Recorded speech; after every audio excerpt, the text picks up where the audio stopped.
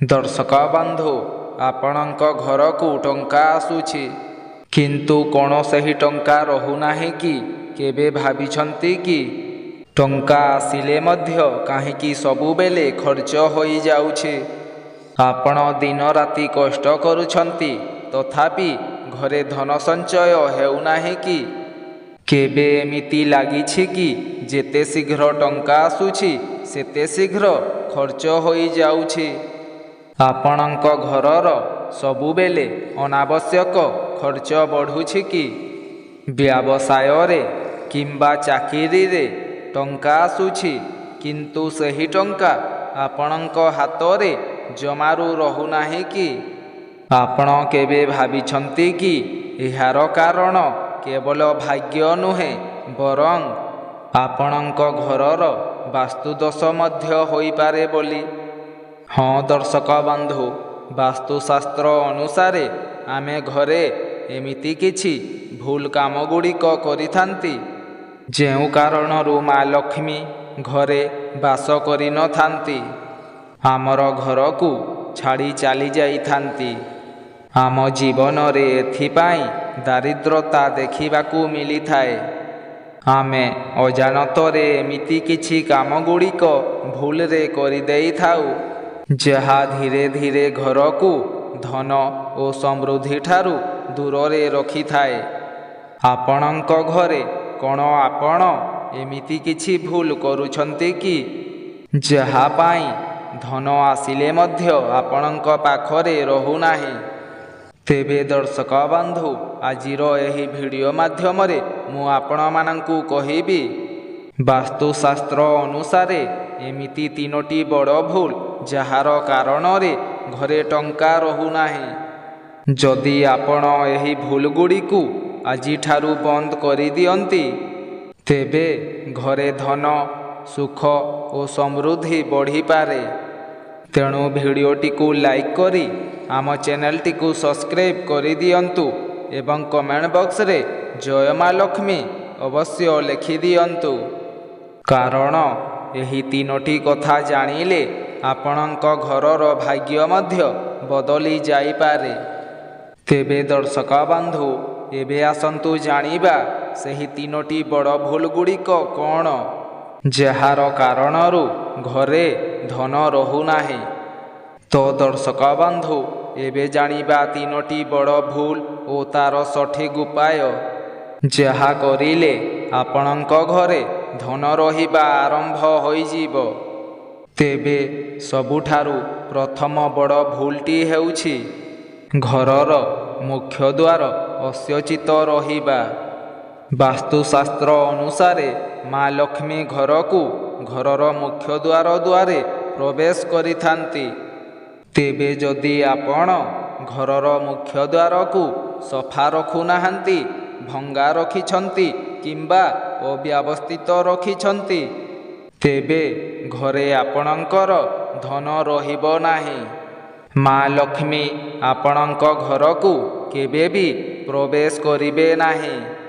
ଆପଣଙ୍କ ଘରୁ ମା ଲକ୍ଷ୍ମୀ କୁଶ ଦୂରରେ ସର୍ବଦା ରହିବେ। ତେବେ ଏଥିପାଇଁ ଆପଣ ପ୍ରତ୍ୟେକ ଦିନ ସକାଳେ ମୁଖ୍ୟ ଦ୍ୱାରକୁ ସଫା ରଖନ୍ତୁ।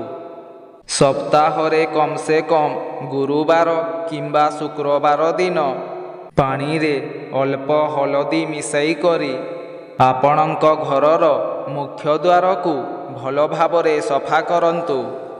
ଦ୍ୱାର ଆଗରେ ସୁନ୍ଦର ଭାବରେ ରଙ୍ଗୋଲି ବନାନ୍ତୁ କିମ୍ବା ଝୋଟି ପ୍ରସ୍ତୁତ କରନ୍ତୁ।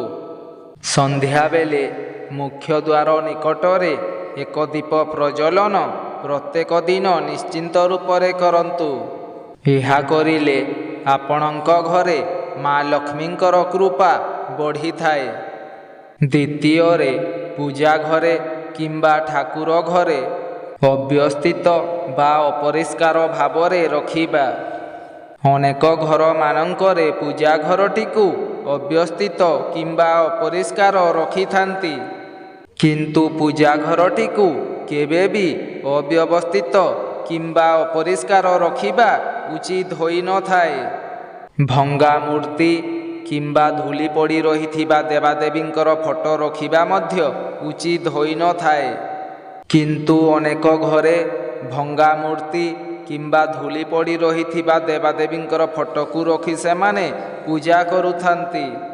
ତ ଆମର ବାସ୍ତୁଶାସ୍ତ୍ର ଅନୁସାରେ ଏହା ଘରର ଧନ ଓ ଶାନ୍ତିର ଶକ୍ତିକୁ କମାଇବାରେ ଲାଗିଥାଏ।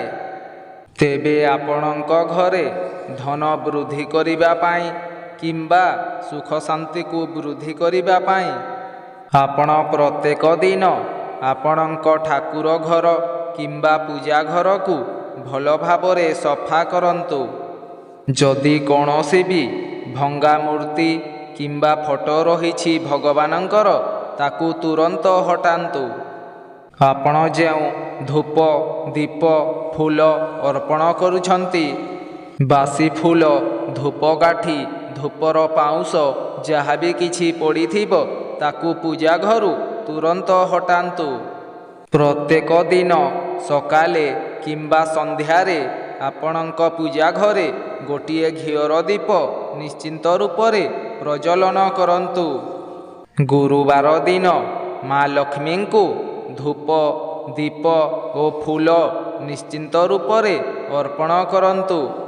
ଏହା କରିବା ଦ୍ୱାରା ଆପଣଙ୍କ ଘରେ ଧନ ଓ ସକାରାତ୍ମକ ଶକ୍ତି ବୃଦ୍ଧି ପାଇଥାଏ।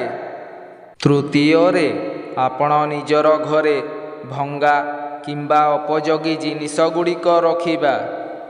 ବାସ୍ତୁଶାସ୍ତ୍ର ଅନୁସାରେ ଘରେ ଭଙ୍ଗା କିମ୍ବା ଉପଯୋଗୀ ଜିନିଷ ଗୁଡ଼ିକ ରହିଲେ ଏହା ଆପଣଙ୍କ ଗୃହରେ ନକାରାତ୍ମକ ଶକ୍ତି ଗୁଡ଼ିକୁ ବୃଦ୍ଧି କରାଇଥାଏ। ଏହି କାରଣ ଗୁଡ଼ିକ ପାଇଁ ଗୃହରେ ନକାରାତ୍ମକ ଶକ୍ତି କିମ୍ବା ନେଗେଟିଭ୍ ଏନର୍ଜି ବୃଦ୍ଧି ପାଇଥାଏ। ଯାହା ଆପଣଙ୍କର ଆବଶ୍ୟକ ନୁହେଁ ତାହା ଆପଣ ଘରେ ରଖିବା ମଧ୍ୟ ଉଚିତ ନୁହେଁ। ଆଉ ଯେଉଁ ଜିନିଷ ଗୁଡ଼ିକ ଭାଙ୍ଗି ଯାଉଛି ତାହାକୁ କେବେ ବି ଆପଣଙ୍କ ଘରେ ରଖିବା ଉଚିତ ହୋଇନଥାଏ। ଯଦି ଭାଙ୍ଗି ଯାଉଛି ତାହାକୁ ତୁରନ୍ତ ହିଁ ଆପଣଙ୍କ ଘରୁ ବାହାରକୁ ଫୋପାଡ଼ି ଦିଅନ୍ତୁ। ଯଦି ଏହି ସବୁ ଜିନିଷ ଗୁଡ଼ିକୁ ଆପଣଙ୍କ ଘରର କୌଣସି ଗୋଟିଏ କୋଣରେ ପକାଇ ରଖୁଛନ୍ତି, ତେବେ ଏହାର ପ୍ରଭାବରେ ଘରର ଆର୍ଥିକ ସ୍ଥିତି କମଜୋର ହେବାରେ ଲାଗିଥାଏ। ଘରେ ନେଗେଟିଭ୍ ଏନର୍ଜି ଗୁଡ଼ିକ ବୃଦ୍ଧି ପାଇବାକୁ ଲାଗିଥାଏ। ତେବେ ଏଥିପାଇଁ ଆପଣ ଘରେ ଭାଙ୍ଗି ରହିଥିବା ଘଡ଼ି, କାଚ, କାଚର କୌଣସି ବସ୍ତୁ କିମ୍ବା ପୁରୁଣା କିଛି ବି ଜିନିଷ ଗୁଡ଼ିକ ରହିଛି ତାହାକୁ ତୁରନ୍ତ ଭାବରେ ହଟାନ୍ତୁ। ଘରକୁ ସବୁବେଳେ ସଫା ସୁତୁରା, ପରିଷ୍କାର ପରିଚ୍ଛନ୍ନ ରଖନ୍ତୁ। ପ୍ରତି ଶନିବାର ଦିନ ଘରେ ଅଳ୍ପ ଲୁଣ ମିଶ୍ରିତ ପାଣିରେ ଘରକୁ ସଫା କରନ୍ତୁ। ଏହା କରିବା ଦ୍ୱାରା ଆପଣଙ୍କ ଘରୁ ନେଗେଟିଭ୍ ଶକ୍ତି ଗୁଡ଼ିକ ଦୂର ହୋଇଥାଏ। ଧନ ଓ ସମୃଦ୍ଧି ବୃଦ୍ଧି ପାଇଥାଏ। ତେବେ ଦର୍ଶକ ବନ୍ଧୁ, ଏହା ଥିଲା ସେହି 3ଟି ଭୁଲ ଗୁଡ଼ିକ। ଯେଉଁ ସବୁ ଭୁଲ ଗୁଡ଼ିକ ଆପଣ ଯଦି କରୁଛନ୍ତି ତାହେଲେ ତେବେ ଆପଣ ଏହି ସବୁ ଭୁଲ ଗୁଡ଼ିକୁ ସୁଧାରି ନିଅନ୍ତୁ। ଆଉ ଆପଣ ଏହି 3ଟି ବାସ୍ତୁ ଉପାୟ ଗୁଡ଼ିକୁ ଅବଶ୍ୟ କରନ୍ତୁ। ଦେଖିବେ ଆପଣଙ୍କ ଘରେ ଧନ ରହିବା ଆରମ୍ଭ ହୋଇଯିବ। ଯଦି ଆପଣ ଏହି ଉପାୟ ଗୁଡ଼ିକୁ ସତ୍ୟ ମନରେ କରୁଛନ୍ତି, ନିୟମିତ ଭାବରେ କରୁଛନ୍ତି, ତେବେ ମା ଲକ୍ଷ୍ମୀଙ୍କର କୃପା ଆପଣଙ୍କ ଘର ଉପରେ ଅବଶ୍ୟ ଭାବରେ ରହିବ। ଏବଂ ମା ଲକ୍ଷ୍ମୀଙ୍କର କୃପା ନିୟମିତ ଭାବରେ ବୃଦ୍ଧି ପାଇବ ଆପଣଙ୍କ ଘରେ। ଆପଣଙ୍କ ମତ କ'ଣ? ଆପଣ ଏହି ଉପାୟ ଗୁଡ଼ିକ ମଧ୍ୟରୁ କେଉଁ ଉପାୟଟିକୁ ଆପଣ ପୂର୍ବରୁ ପାଳନ କରିଛନ୍ତି ତାହା ଆପଣ ଅବଶ୍ୟ ଭାବରେ କମେଣ୍ଟ ବକ୍ସରେ ଆମକୁ ନିହାତି ଭାବରେ ଜଣାନ୍ତୁ। ଏବଂ ଯଦି ଆପଣ ବାସ୍ତୁ ଟିପ୍ସ, ଧାର୍ମିକ ଉପାୟ କିମ୍ବା ରାଶିଫଳ ବିଷୟରେ ଏମିତି ଭିଡ଼ିଓ ଦେଖିବାକୁ ଚାହୁଁଛନ୍ତି, ତେବେ ଆମର ରିଙ୍କୁ ମୋଟିଭେସନାଲ ଲାଇଭ୍ ଚ୍ୟାନେଲକୁ ନିଶ୍ଚିନ୍ତ ଭାବରେ ସବସ୍କ୍ରାଇବ୍ କରନ୍ତୁ। ଯଦି ଭିଡ଼ିଓଟି ଆପଣମାନଙ୍କୁ ଭଲ ଲାଗିଥାଏ ତାହେଲେ ଭିଡ଼ିଓଟିକୁ ଲାଇକ୍ କରି କମେଣ୍ଟ ବକ୍ସରେ ଜୟ ମା ଲକ୍ଷ୍ମୀ ଅବଶ୍ୟ ଲେଖିଦିଅନ୍ତୁ।